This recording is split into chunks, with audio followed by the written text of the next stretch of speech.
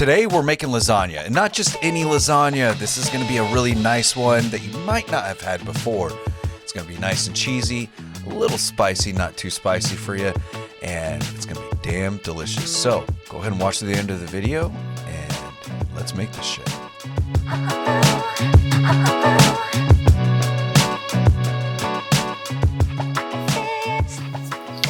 All right, so lasagna.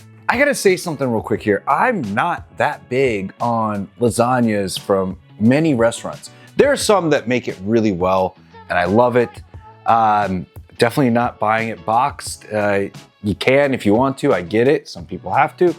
It's not a big deal, but you can make it at home for very cheap. It can be very delicious, and it's not as expensive as going out to a restaurant. And the quality is gonna be much better typically at home, and even from that box. So we're gonna make it today. And yeah, without further ado, people, let's make this shit. Stay tuned. All right, so I have the recipe below for you, but let's go ahead and make this. So we have some red bell peppers here that I roasted, and then I peeled after putting them into an ice bath. So leave them in that ice bath for a little bit, and then we're gonna start working on some garlic. Now, if you know me, I love a lot of garlic. Yes, this is a lot of garlic that I'm gonna be using throughout. So I'm gonna go ahead and start slicing up this garlic, and then I'm going to mince it as well. If you wanna know how much garlic I use, yeah, it's around the 20 piece of garlic ratio. But we can go ahead and rock our knife through those slices and then just give them a nice rough aspect to them.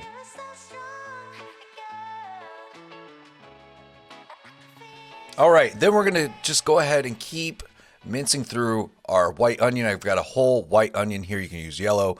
We just dice it up, and then you can just go ahead and mince through it using the rocking motion. It makes it very easy. And then into a hot pot pan or a Dutch oven like I'm using here, I'm adding in a few tablespoons of avocado oil. Then 2 pounds of some spicy hot Italian sausage and 1 pound of some ground beef as well. I'm gonna go ahead and start searing that up.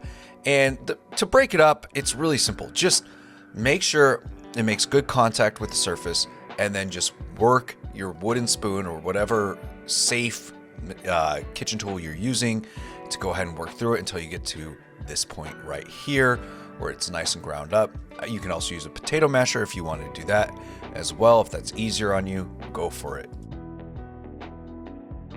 All right, then we have 3 big fresh basil leaves here that I'm gonna wash, and then I went ahead and rolled them and cut them into a nice chiffonade, as you can see here. So you just roll it and cut it down. Then we're gonna go ahead and peel our red bell peppers that have been charred.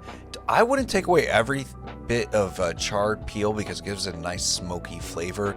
And then into the blender, gonna drop in some San Marzano, crushed tomatoes, and of course our red bell peppers. Drop that in there, blend that up.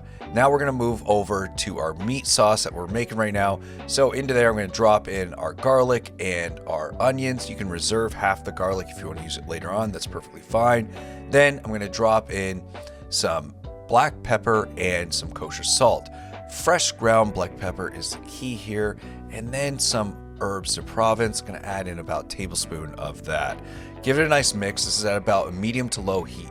Then I'm gonna go ahead and drop in a cup to a cup and a half of a dry red wine. I'm using a Cabernet here. Let that come to a boil before we drop in our basil. Drop that in, and then we're gonna go ahead and add that sauce that we just made in the blender on the side, and let this simmer for a little bit, and just give it a lot of attention. Make sure you're stirring it throughout because you don't want it to burn. And then I'm adding in Calabrian chilies. Now, I did a heaping tablespoon of Calabrian chilies, and I wanted it spicier, so I added another one. But it's up to you how much you want to add. Then we're gonna add in about a tablespoon of some tomato paste. Give it a nice mix after it's been sitting there simmering for a little bit. And yeah, this one's gonna be so damn good. Next up, cheeses of choice, Parmesan and Asiago. Gonna go ahead and grate both of these and mix them. Now we're gonna go ahead and grate them, set them aside for a little bit so they get nice and warm. And then we're gonna start working our bechamel, which is 3 tablespoons of butter, the same for some flour, and we're just gonna start mixing that up in the pan here with our spatula, and we want a sandy texture. Then we're gonna add in about 2 to 3 tablespoons of garlic powder and some cayenne pepper. little bit of salt, about a tablespoon, and slowly whisk in our milk. So you want it to get to a nice creamy texture by adding the milk, and you can add some flour as you go for your bechamel sauce here, and that's perfectly fine. So if you're right here and it's too liquidy, don't worry, it's okay. It's going to get to a point where it's going to get even more creamy when we add in some of our cheese mixture here. So keep stirring it, and work it really slowly. You do not want the heat high, you want it low. You can add in some more flour like I did here and give it a nice whisk. But if you have the heat very high, if it hasn't cooled down before you add that milk, you will get curdles and it's not going to be good. So once you're ready to add in the milk, make sure that you reduce the heat a little bit to make sure you get a nice bechamel. Now, let's move on. So we're going to go ahead and start cracking an egg here into a bowl. We're going to whisk that egg, and this is going to be for our ricotta sauce that we're going to make. It's going to have lemon in it as well. So we're going to go ahead and drop in some ricotta here, and then go ahead and mix that up with the egg. You can add some salt and black pepper to taste if you want to, but the key here is to go ahead and zest a lemon into there. Use as much lemon as you want. Whisk it up. It's very, very delicious. It's going to add a nice acidity tone to your lasagna.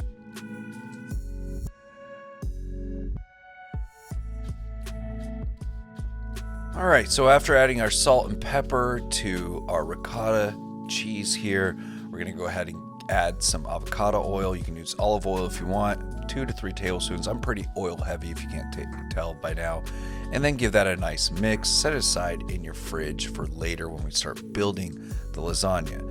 However, I want to mention that we're going to be moving on to some boiling water here for our pasta sheets. So you want to salt them like the ocean before you put in your pasta sheets in here.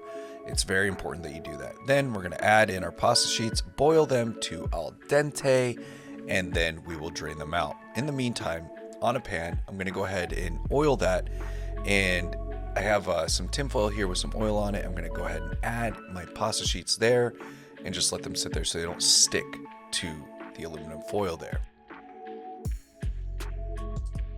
All right, now the moment you've been waiting for. So we're going to go ahead and take a nice oven safe pan, and we're going to drop in our meat sauce at the bottom, just a little bit for a layer, then some of our pasta sheets for our lasagna, then that ricotta cheese, layer that down on there.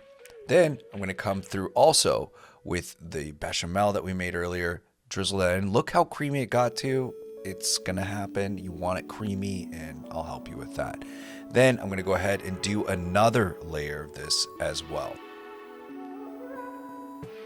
Now the oven is at 375 and it's heating up right now, and I'm going to add in some of that cheese into the middle there. It's that Parmesan and Asiago mixture there. Add that in and then build my other layers. And I got about 3 layers into this, okay? So at the top layer, I want to give a nice heaping amount of our ricotta and that bechamel that we made earlier, that cheese sauce we made. And then, of course, I'm going to add in some more of our meat sauce here, and then our blended cheeses. Pop that in the oven for about 30 minutes with the foil on, and then with no foil on for about 15 minutes. And that is what we get, people. This one was awesome.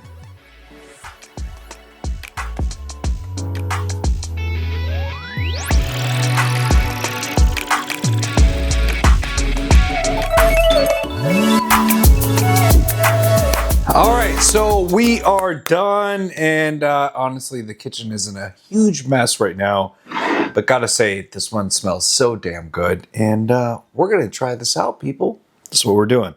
So here we go, nice bite. There we are. Wow. Solid. The sauce, the meat, the ricotta, with a little bit of the lemon makes a difference. It really does make a difference with the lemon zest. It gives it that acidity that you really need in this dish. It's all balanced. It tastes so balanced. And then we have the Asiago. Do not negate Asiago. It's a solid cheese. Wow. I mean, Excuse me. I don't know what to say. I'm going to eat this, and thank you so much for watching the video. And please like and subscribe, comment, share, you know, if you like what you see here. And honestly, let me know what recipes you'd like me to make. But other than that, people, cheers. I'm out.